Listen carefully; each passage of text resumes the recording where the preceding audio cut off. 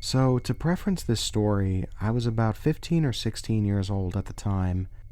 It was my best friend's birthday, and she had invited about 6 of us over to her place to play a few games, and stay the night in celebration of her big 16. So at this get-together, there was 5 girls, including me, and 1 boy. After a while, my best friend asked if we would like to go to the playground, which was about a 10-minute walk away from our house. Of course, being stupid teens, we agreed, not thinking of how it may be dangerous since the majority of us were young girls, and it was currently 10 p.m. Anyways, we walked down to this park and continued playing grounders when we arrived, which, if you don't know, is a game commonly played in elementary schools. The rules are, one person is it, the person who is it must close their eyes and try to seek the other players as they hide on the playground equipment in order to tag them. But there's a catch.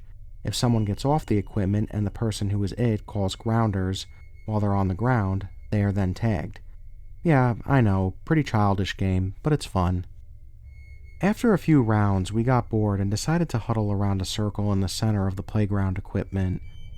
We were just talking, joking around, when suddenly I heard what I thought to be something like rocks hitting the chain link fence that resided on the back of the playground. I hushed the group. I looked over at my best friend asking if she heard that, as everyone looked at me like I had 10 heads. She asked what I meant, and when I told her it sounded like someone was throwing rocks at the fence behind us, she responded with the classical, "Oh, it's a murderer coming to get us."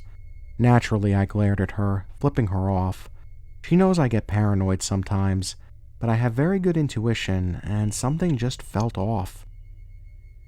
A few minutes later, after some more rocks were thrown at the fence, and I obsessively stared down the area behind the fence in paranoia, I noticed a light waving its way through the branches of the trees.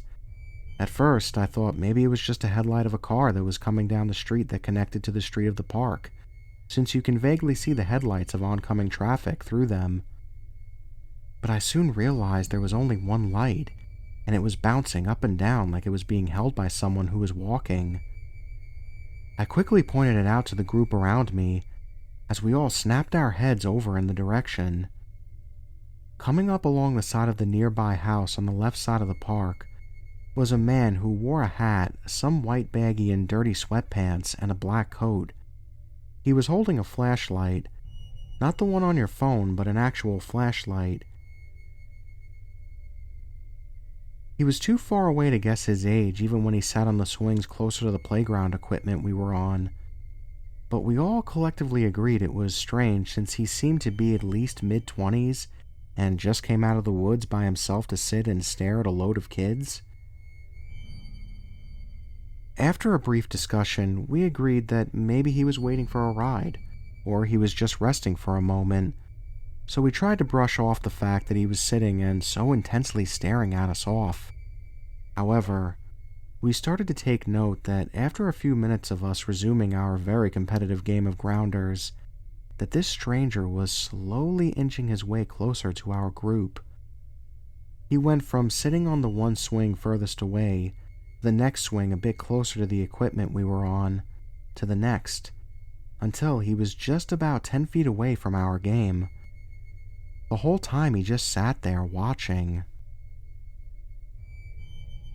Getting up, we all piled off the playground equipment, and in pairs of 2, we walked down the stairs on the side furthest away from the creepy man.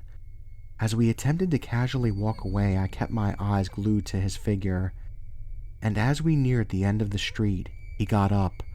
Slowly at first, the man started to trail behind us, keeping his distance. I decided to keep my mouth shut at the time, because we were about to make a turn.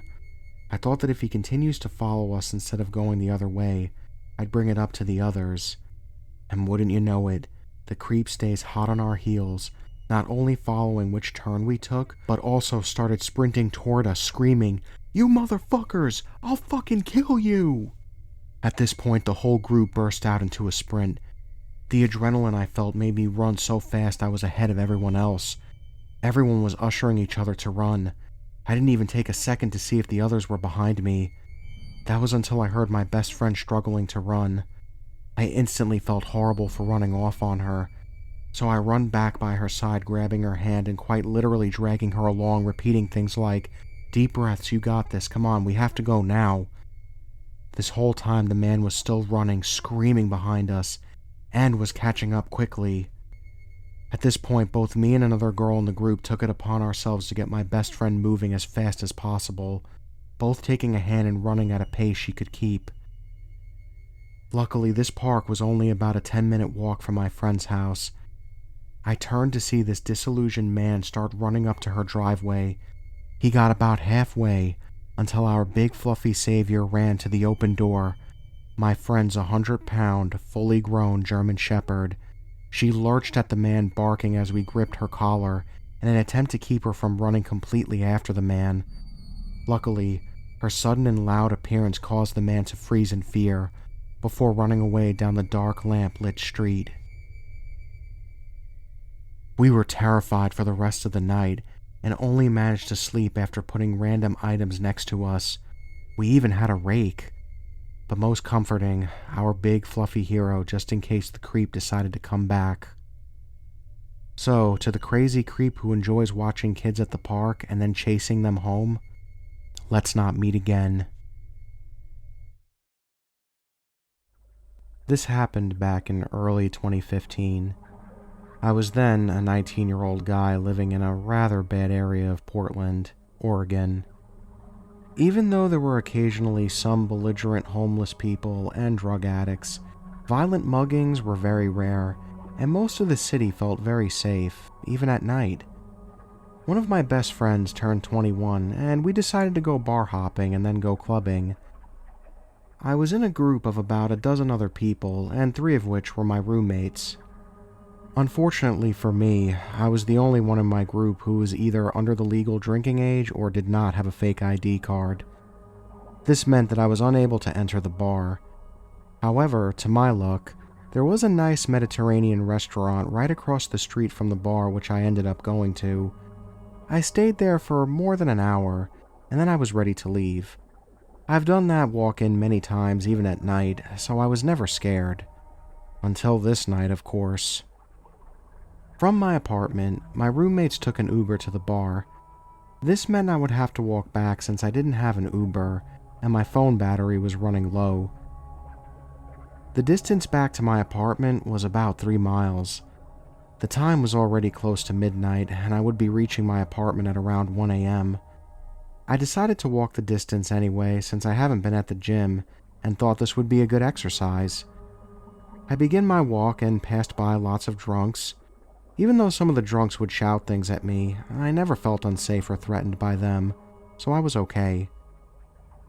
However, the last mile to my apartment was through a darkly lit park that can be scary at night, not because of any crime, but because there is only one street light in that stretch of road. I reached this somewhat creepy area at around 12:30. As I descend down the dark and narrow street, I notice a black Chevy Silverado speed past me and slow down once he passes me. The truck almost comes to a stop, but then decides to drive ahead. I begin to shrug it off at first. However, this is where things start to get creepy. After I walk nearly a quarter mile forward, the Chevy Silverado comes down the opposite direction and does the same thing. When the truck slows down and almost comes to a halt, I begin to panic, but not openly show it. I pretend to ignore the vehicle, but my instincts tell me something is not right. The truck then starts to proceed, but this time I cannot keep calm. I was in the middle of a dark and isolated park with no street lights, and there likely won't be a single person in sight. After I walk about 500 feet more, I begin to look in horror as the same fucking pickup truck comes flying towards me and puts a sudden brake about 100 feet behind me. One man, around twice my age and bald, opens the passenger door and comes out of his truck carrying what looked like a hockey club. I look behind and lock eye contact with him. He gives me the most haunting and sinister look I've seen from a real person. He begins to yell, "Get the fuck out of my sight," or I'll fuck you up, mud slime. I'm of Indian origin and have brown skin, and mud slime was a racial slur directed towards Muslims. As I was planning my escape, I remember there was a wooded area between the park and my apartment. Where I was, I can cut across the park and go through some woods. Then right across the woods was my apartment. This was smart because I have taken that shortcut during the day, and the truck will not be able to cut through the woods. Just as I ran towards those woods, I heard another yelling in the distance. "Fuck off, asshole!" Yelled another large guy walking on the opposite direction of the sidewalk I was on. I then see another large man walking his German Shepherd towards me. After that, the truck driver then started running at us with his hockey club, and I made a run for it. I dart towards the woods. Fortunately, the truck driver decides to not chase us and gets back in the truck. I reach my apartment 5 minutes later. At the parking lot of my apartment, I happened to see the guy walking his dog. He looked like a roughed-up bodybuilder, so I was a little afraid of him too. However, we had a pleasant conversation. I begin to head up to my apartment and look at my apartment window. To my disgust and horror, I see the black Chevy Silverado drive by my apartment and then leave. My friends came back home close to 3 in the morning, just after I went to bed that night. Thankfully, I never saw that creep again, and I moved out of that apartment a few months later. After this incident, I avoid walking alone in dark spots and isolated areas at night. That stalker driving a black pickup truck, let's not meet. So, I'm currently a sophomore in college, and the bar scene here is pretty big. Going out for the night to get special deals on alcohol so you can get plastered with your friends is kind of the go-to here. Despite this, I'm not a huge drinker, and I don't enjoy it a lot because it tastes so bad and hurts my stomach. I do enjoy the company though, and often go just to be out with my friends or meet new people. A lot of the times I'm called the dad of the group because I end up taking care of them all the time. That's the prelude to what happened when I decided to go out with them one Friday night. So, we all got dressed up, pre-gaming a bit at my friend Q's apartment before we Ubered downtown to one of our pretty well-known college bars. After we got in, my friends immediately split off into tiny groups combing over the club for girls they wanted to try their shot at spending the night with. This is going to make me sound weird, but one-night stands aren't really my thing. I don't want to end up cock-blocking my friends, so instead of looking for girls, I usually find someone at the bar and make friends with them. I was chatting with some dude that was wearing a cowboy hat when eventually a girl approached me. She was pretty cute, probably 5'6" with dirty blonde hair, and eyes that I think were light brown, but they were so light they almost looked gold, which threw me off a bit. She asked if she could buy me some drinks in exchange for being her friend for the night, and of course, I accepted. Because hey, that's what I came here for anyway, right? Anyways, she kept her word and we started talking to each other, and she introduced herself as Alexa, but to call her Alex. I asked her some basic stuff about if she came with friends, if she went to college here, to which all the answers were no. That struck me as pretty odd, as it's honestly pretty unsafe to be in the downtown area alone as a girl at like 1 in the morning. She said she wanted to hear about me though, and actually seemed pretty excited to listen. It felt like a really nice change of pace because I'm usually the one learning about other people, not the other way around. It also could have been the alcohol starting to take effect, since I'm actually a pretty big lightweight, as like I said, I don't actually binge drink often. The whole time I was talking, she stared into my eyes and had this warm smile that made me feel so acknowledged, if that even makes sense. I felt like she was enjoying her time as much as I was, and that just made me even happier because I thought it meant I made a new friend. That was when her demeanor began to change though. She started to get kind of flirty and eventually asked if I wanted to go home with her. Like I said, I'm not really a one-night stand guy, and I explained I'd like to get to know people a little better before sleeping together. I'm pretty sure I saw what I think was anger flash across her face. But it was quickly replaced with another smile, and she suggested just going home and watching a movie instead. I agreed and pulled out my phone to begin ordering an Uber, but she basically grabbed my wrist and started guiding me outside. I was confused, trying to ask if she was planning to drive after drinking, but she wouldn't really answer me. We eventually got outside the club, and she pointed to a black Honda Civic parked right at the front of the club. That was when all the warning bells rang like a tornado had passed through them.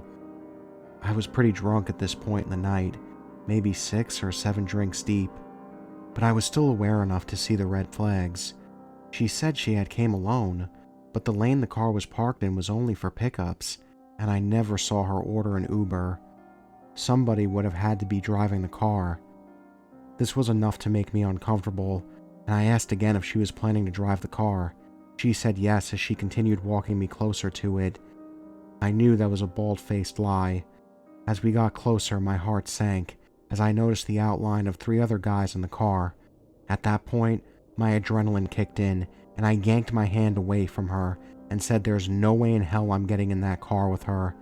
She tried begging me one more time, saying she really wanted to have sex and would let me do whatever I wanted. But I already had turned around to walk back to the club. She started cussing me out, practically screaming at the top of her lungs as I walked back up to the bouncer to go in. I texted my friends what happened, and we all met back up and went home. It was obvious she was going to college bars, trying to get guys drunk before offering to sleep with them, so she can get them in the car with 3 other men to rob them or do God knows what else. I called my city's anonymous tip line and left a detailed description of the girl, car, and place where it happened. That night was a real wake-up call for me, and I'm so thankful that despite being drunk that night, I was able to piece together what was happening before it was too late. Please, remember to always be safe when going out with friends, especially when it's late at night or if alcohol is involved. But to Alexa, who I saw that night at the bar, let's not meet.